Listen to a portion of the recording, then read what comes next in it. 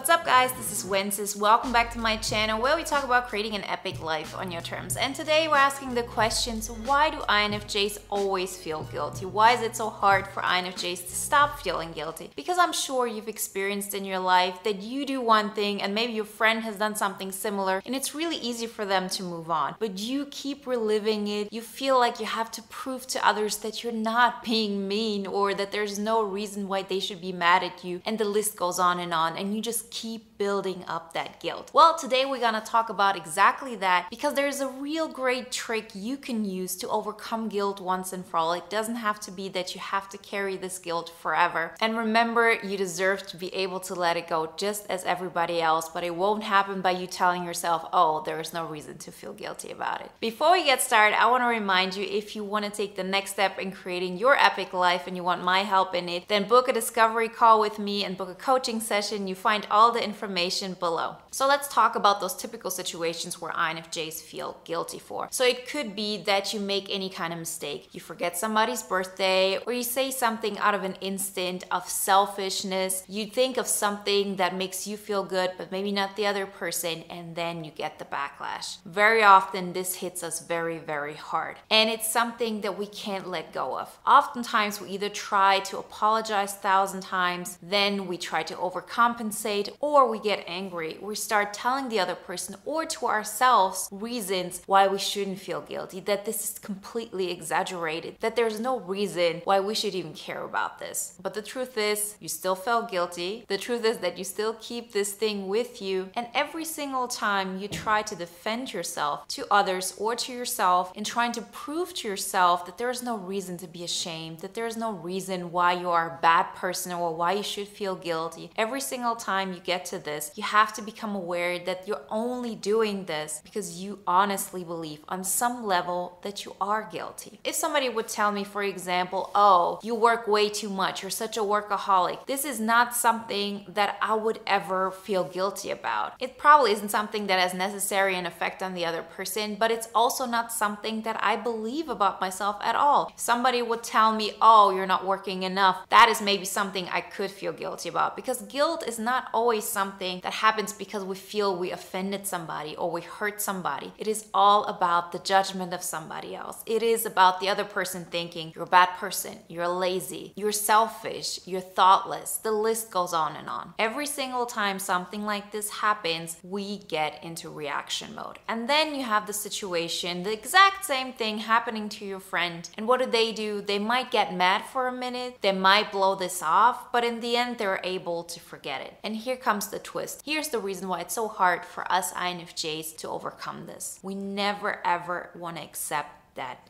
guilt. Hear me out. So in the example I mentioned before, where it was all about me being a workaholic, which I don't believe at all, this doesn't bother me. I don't have a story around it, so I can let it go. It isn't something where I feel like I have to defend myself. It isn't something where I have to keep saying to them or to me, no, but I am a lot of fun and I do enjoy my life, and so on. This just isn't something that resonates with me. But the things that you feel guilty for, there's always a part of you that resonates with that. No matter how much you don't want to admit it to yourself. If this was the case, you would react the exact same way how I would react if somebody would tell me, oh, you're a workaholic. It wouldn't really bother you. You would say, so what? And you would forget it. So if we feel guilty for something internally and we don't want to admit it to ourselves, we can't let go of it. This is a law. This is something we have to understand. Because most of the time, if you would tell, let's say, another personality type, just like something, oh, you've been a bad person or you've been selfish, you know what they think if they're able to overcome it? They will think, yeah, I am selfish. I am selfish. That's who I am. I can't always think about others. I think sometimes about me first, and that's good. And then they move on. That is the thing that we lack. We don't want to admit to ourselves that the guilt is really there. We don't really want to admit to ourselves that on some level, we do believe that we're a bad person. We do believe that we're lazy. We do believe that we're not productive, because that would be the biggest ego hit of all. See, I'm generalizing here, of course. It's not like no other personality type feels this and we feel it, but it happens very often to INFJs. And the main reason for this is because of our introverted intuition. You have to imagine this. Our introverted intuition is the thing that we are born with, the thing that is the strongest with us. It takes a while before we start developing our extroverted feeling and then our introverted thinking. So for the first years in our life, we're mostly observers. We see how other people react to us. We see what their understanding is of us. We absorb that and we make that our reality. All children do this. But for us, having so much of our world happening inside, specifically at a younger age, because you have to imagine, the less your other functions are developed, the more you're even in that introverted intuition world. So every single thing that happens around you, you absorb that. It's that much stronger for an INFJ kid than it may be for an ESTP kid. So if you have people who make you feel guilty for certain things because they don't feel good to the other person. So let's say you have another kid or a parent or whatever kind of authority figure you have in your life that makes you feel guilty for something, it gets engraved on a very deep level. The sooner we experience it, the longer we keep it with us. And the deeper it is within us, the harder it is for us to acknowledge it because the pain is that much deeper. Because remember, in order to heal something, we have to feel it. So the more it is within us, the more it's a part of us, the more difficult it is for us to actually tap into it. Because it does hurt. It does hurt to acknowledge it. But once you know this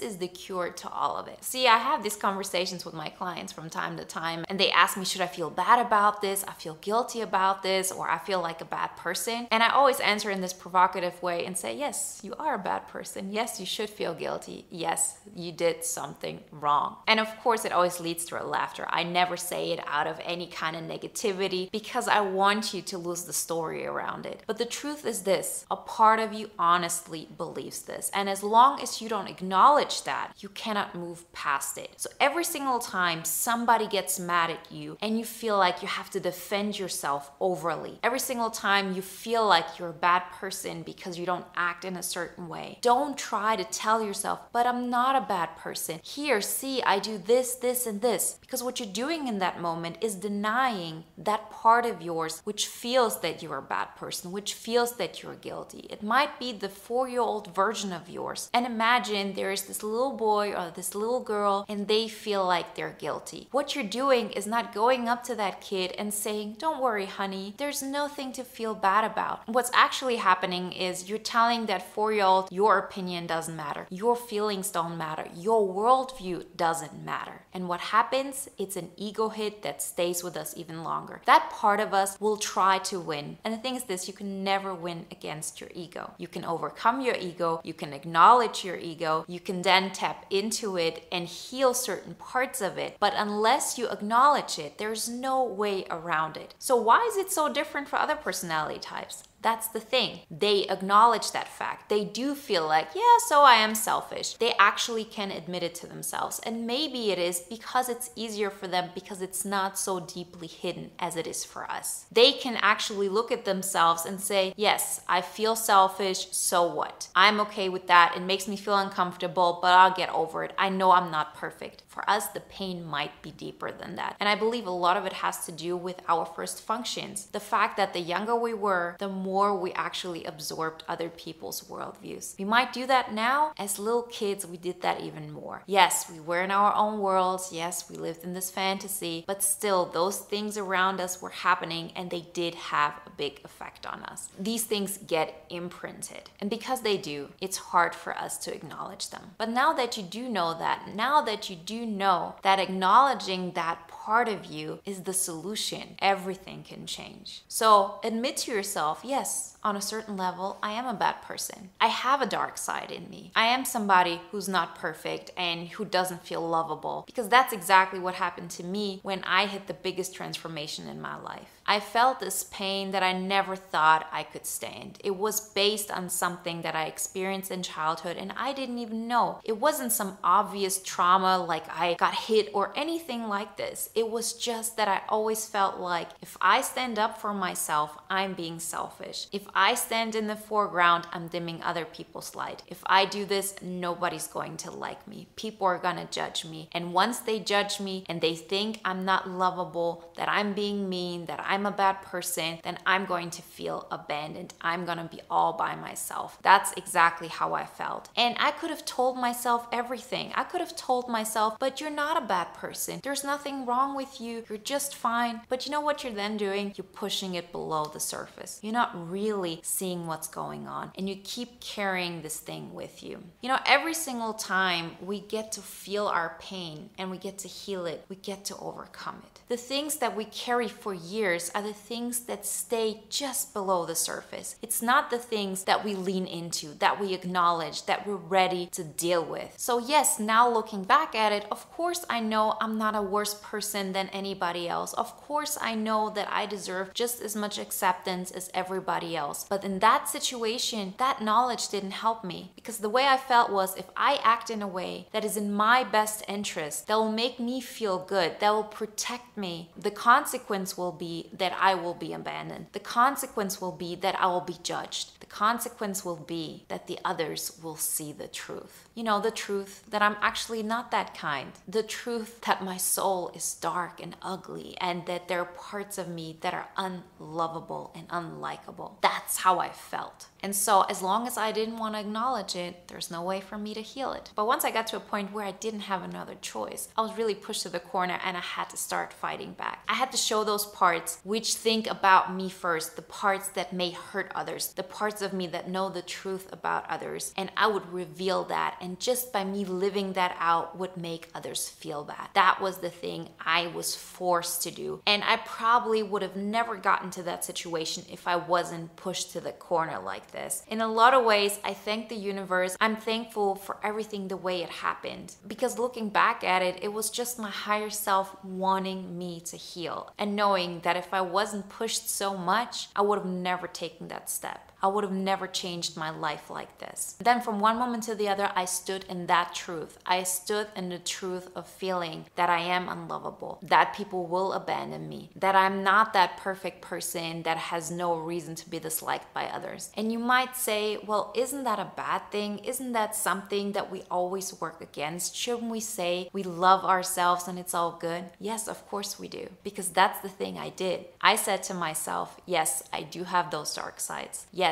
I am selfish, but I deserve just as much love, just as much respect, just as much appreciation as every single other person on this world. I was the observer before. I put myself in a situation where for me, different rules applied than for everybody else. But the moment I acknowledged those parts of me, I actually put myself into the world. I said, my feelings matter just as much as everybody else. And just because I'm not perfect doesn't make me less of a person than anybody else. Because I thought to myself, if I allow that person to keep on hurting me like they did, and for me not to stand up, what am I saying to them? I'm saying to them, it's okay to do this to other people as well. And I knew, yes, maybe I can take some of it because I have all this power to sustain so much pain, but maybe others won't. And if others don't deserve to be treated like this, then I don't deserve to be treated like this either. But in order for me to be able to show those dark side of myself and to actually protect myself and to get into a position where I could be judged by the other person, I had to take responsibility about how I feel about myself. I had to get to a point where I decide, do I feel good about myself? And before you can feel good about yourself, you first have to accept all parts of you. Very often it comes to a point where it's all about an ego loss. It's a hit to the ego, and that's good. Feel the pain, acknowledge that this is how you feel. Because you're probably not feeling this way because John said something to you that made you feel guilty or selfish. It's because of something that happened when you were a kid, and back in that moment, you did feel that, and you just buried it because you couldn't handle it at that time. But now you're an adult. Now you can handle it. Lean into it. Feel that you have those qualities that don't make you perfect, that don't make you this image that everybody could like. and love yourself despite that. Love yourself knowing that you have that dark side as well. After going through that experience, I never felt guilty for standing up for myself in the way I had done so far. I still get in situations where I catch myself, I'm trying to prove to the other person or to myself that that's not really true. And every single time I realize, oh, you're actually more emotional than this situation has to be, it's a reminder that on some level, I honestly believe that. And I first have to acknowledge it. I have to feel the pain. I have to heal it. I have to stand in it and see that I'm going to be fine, although there are parts of me that feel like I'm a bad person. And then you just take the story out of it. Feeling like you're also a bad person doesn't have to be the end of the world. It used to be for me because, as I said, I was so worried about abandonment. Now I know we have all parts in us. We have light and we have darkness. And it's very often that darkness that gives us the power to move forward.